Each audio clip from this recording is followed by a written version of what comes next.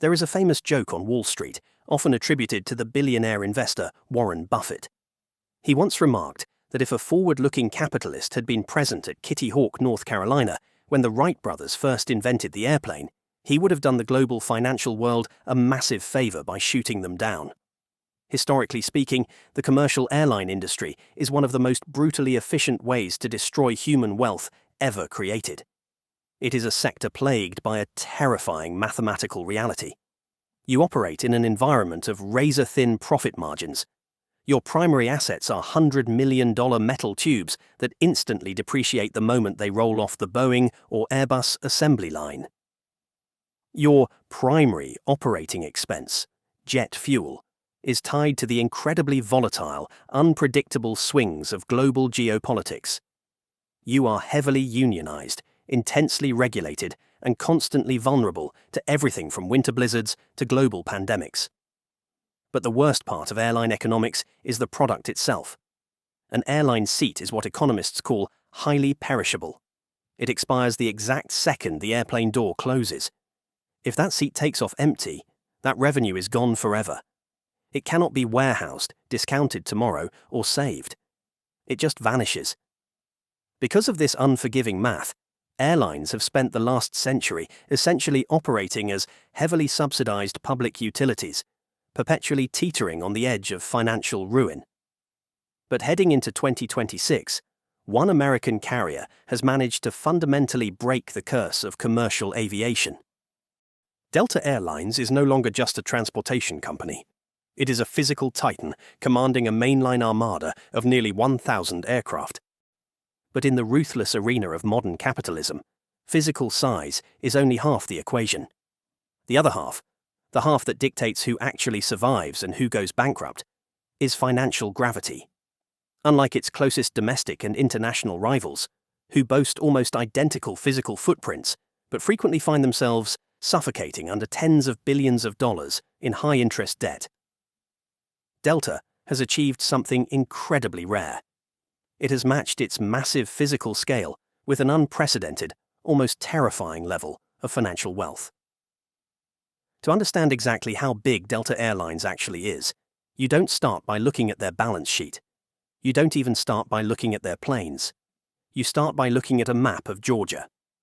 To understand how Delta built a $46 billion empire, you have to start at their primary nerve center, Hartsfield-Jackson Atlanta International Airport. Atlanta is the busiest airport in the world. It is a title it has held consistently since 1998, with the sole pandemic-ravaged exception of the year 2020.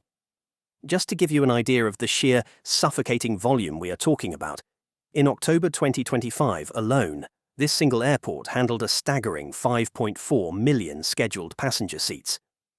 And here is the most important part of that statistic. Delta essentially owns it.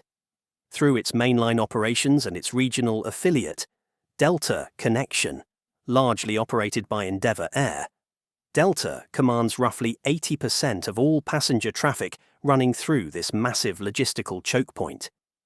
In a single 24-hour period, Delta physically transports over 225,000 human beings through this specific facility. In the aviation industry, this is known as a fortress hub. But what makes Atlanta the perfect fortress?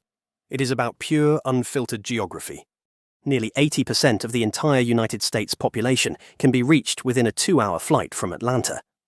This makes it the absolute ideal, statistically perfect location to execute what is known as the hub and spoke model. Decades ago, airlines flew point to point, direct from Memphis to Miami. But flying half-empty planes between mid-sized cities on a Tuesday afternoon destroyed their unit economics. So, Delta mastered the hub and spoke system. Instead of flying directly from Greenville to Omaha, Delta flies everyone into Atlanta, mixes them together in a giant terminal, sorts them out, and sends them back into the sky on completely full aircraft. To make this work, Delta operates Atlanta using a highly synchronized system called banking. They schedule massive waves of flights to arrive at the exact same time, give passengers about an hour to run across the airport to their connecting gates, and then launch all the planes back into the sky simultaneously. When you zoom out to look at Delta globally, factoring in their 2008 merger with Northwest Airlines, which gifted them massive fortress hubs in Detroit and Minneapolis, alongside their operations in Seattle, JFK, and Salt Lake City, the scale becomes mind-numbing. Delta operates up to 5,500 daily flights, touching more than 300 destinations across 6 continents. To keep this globe-spanning machine moving, the airline employs a small city's worth of people, over 100,000 global employees. By dominating a hub of this size, Delta accomplishes something mathematically vital. It insulates itself from the brutal pricing wars that plague the rest of the airline industry. This economic moat is known as the hub premium. If a passenger lives in Georgia and wants a direct flight, they are almost certainly flying Delta. If a corporate business traveler from the Southeast needs to connect to Europe, Asia, or Africa, they are funneling through a Delta gate. Because there is virtually no direct competition on these routes, Delta can dictate the price. Competitors certainly have their own fortress hubs. American Airlines controls roughly 85% of flights at Dallas/Fort Worth, while United Airlines commands 70% at Newark and 80% at Houston. But Delta's Atlanta operation functions at a scale of absolute daily passenger volume and supreme geographic efficiency that remains entirely unmatched in the history of commercial transit. To physically move 200 million customers a year through a geographic choke point, you need a massive fleet. Heading into 2026, Delta commands a mainline fleet of roughly 990 aircraft. When you plug in their regional Delta connection partners, that operational footprint swells to nearly 1,330 planes. But looking at the raw numbers changes the narrative entirely. The big 3 US carriers are not neck and neck. When factoring in total combined networks, Delta is actually the smallest. United currently operates a massive fleet of over 1,500 aircraft, while American leans heavily into outsourced regional flying to take the top spot with a staggering 1,560 planes. When running an airline, executives face a brutal financial choice known as the CapEx versus OpEx dilemma. You can either spend tens of billions of dollars to buy brand new, highly fuel-efficient aircraft. Your daily maintenance costs are low, but the crippling debt you owe to Wall Street is sky high. Alternatively, you can fly older, less efficient aircraft that require constant, expensive mechanical repairs. However, you have zero capital costs and zero debt, because the mortgages on those planes have long been paid off. Historically, American Airlines chose the first route. Throughout the 2000s and 10s, they embarked on the largest fleet renewal program in aviation history. It gave them a shiny, young fleet, but it also saddled them with an ocean of debt, totaling over $36.5 billion by the end of 2025.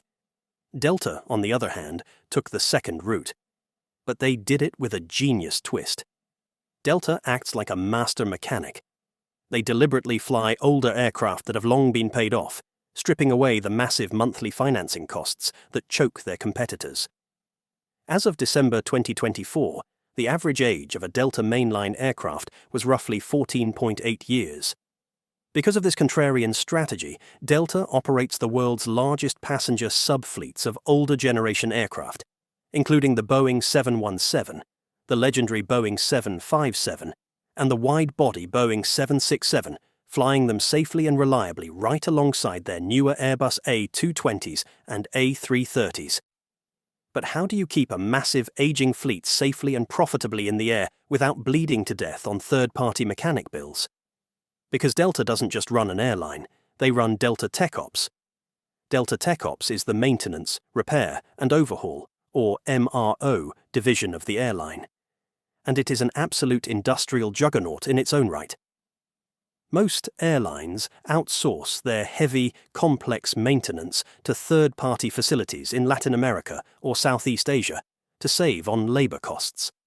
Delta keeps it in-house.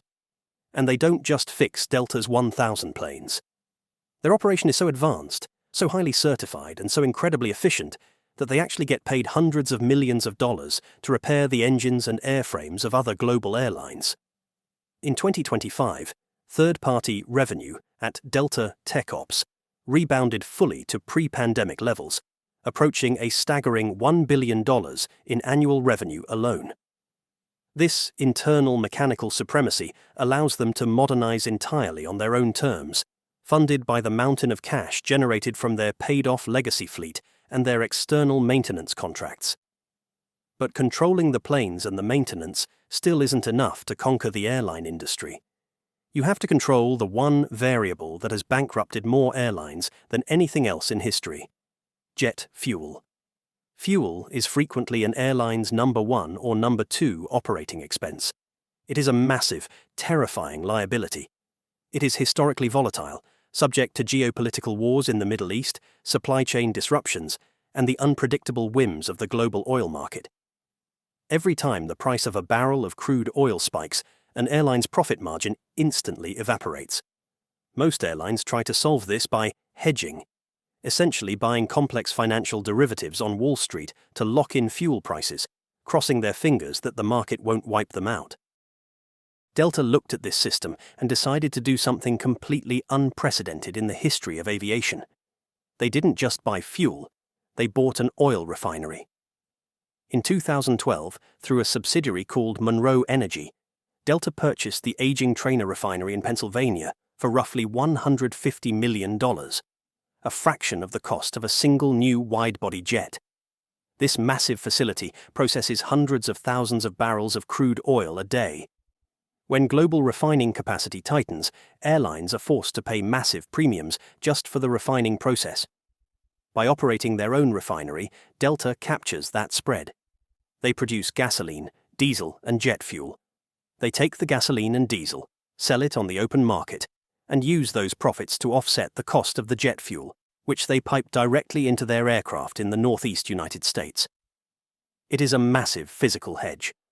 By acting as their own sovereign energy manager, Delta deeply insulates itself from the violent price shocks of the petroleum supply chain. They removed the middleman. When you start adding these pieces together, a fortress monopoly in Atlanta, an internal aerospace engineering firm, and a proprietary oil refinery, you begin to see why Delta's balance sheet looks unlike anything else in the industry. Physical size is impressive, but in aviation, physical size often just means you have a lot of large bills to pay. This is where Delta completely separates itself from nearly every other legacy carrier on Earth. Heading into 2026, Delta is an absolute financial behemoth.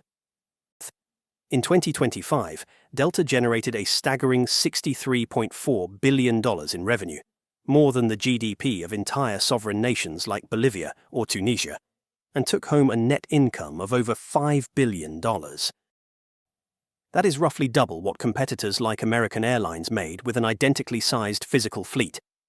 Because Delta consistently operates with a ruthless financial discipline that the rest of the industry simply cannot replicate, Wall Street rewards them.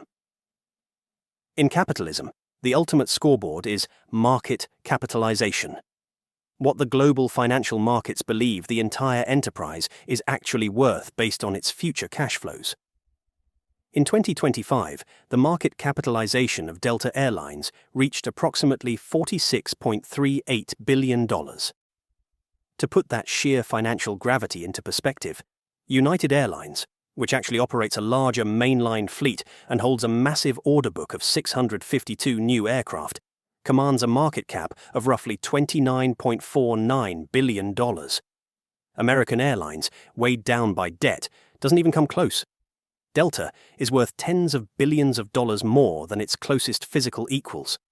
Having billions in pure, unencumbered cash allows Delta to play offense while everyone else is playing defense. In 2025, amidst a turbulent macroeconomic environment where crude oil surged to $94.65 per barrel, Delta still generated a record $4.6 billion in free cash flow. This allowed them to aggressively pay down billions in debt in 2025, with another $1.6 billion slashed in the first quarter of 2026 alone. But how? How exactly does an airline pull in so much pure cash in an industry notorious for razor-thin margins? The secret to this massive financial scale isn't just the planes. It isn't the refinery. It isn't the mechanics. It's the plastic in your wallet. For decades, airlines viewed themselves strictly as transportation companies. Their core job was to move a human being from point A to point B safely and charge a modest, single-digit profit margin on the ticket. But in the 21st century, the most successful airlines realized a profound, industry-altering economic truth. The physical act of flying an airplane is practically a loss leader. It is just the marketing wing. The real business, the highest margin, most unimaginably lucrative operation an airline can possibly run, is a financial services company disguised as a frequent flyer program. For Delta, this financial engine is the SkyMiles program. And, through their exclusive long-term co-branded credit card partnership with American Express, a contract locked in through 2029, Delta has built what is effectively an unregulated shadow bank that mints billions of dollars in pure revenue. Here is how the brilliant, almost invisible math of modern aviation finance actually works. Every time a consumer uses their Delta American Express card to buy groceries, pay for gas, or book a hotel room, American Express awards them SkyMiles. But American Express doesn't magically create those miles out of thin air. They have to purchase them directly from Delta Airlines. Delta essentially acts as a sovereign central bank, issuing a proprietary fiat currency, SkyMiles, to American Express. And because Delta alone controls the exchange rate, meaning they dynamically dictate exactly how many miles it takes to book a free flight on any given day, they ensure that the price they sell the miles to the bank is vastly higher than the incremental cost of the actual seat the passenger eventually redeems. In fact, because airlines operate with massive fixed costs, the marginal cost to Delta of putting one extra SkyMiles passenger in an otherwise empty seat is basically just the cost of a bag of Biscoff cookies and a few extra gallons of jet fuel. They are selling digital points to American Express for billions of real dollars, and fulfilling that debt with distressed, expiring inventory. Furthermore, millions of these miles will expire, be forgotten, or be devalued before they are ever used. In finance, this is called breakage, and it is essentially free money. It is an infinite money glitch. This single contract is so massive that it fundamentally alters the macroeconomic footprint of the airline.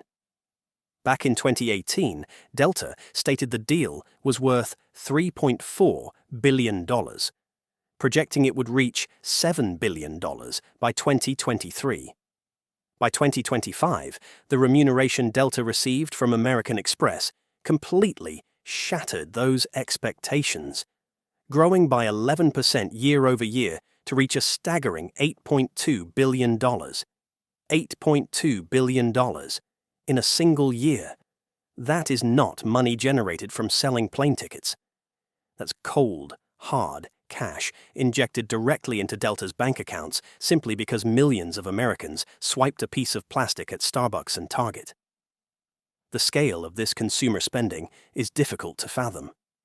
Industry analysts note that an astonishing percentage of the entire United States gross domestic product, roughly 1% of the entire American economy, is spent specifically on Delta American Express cards, pushing an estimated $168 billion in charge volume through the banking system.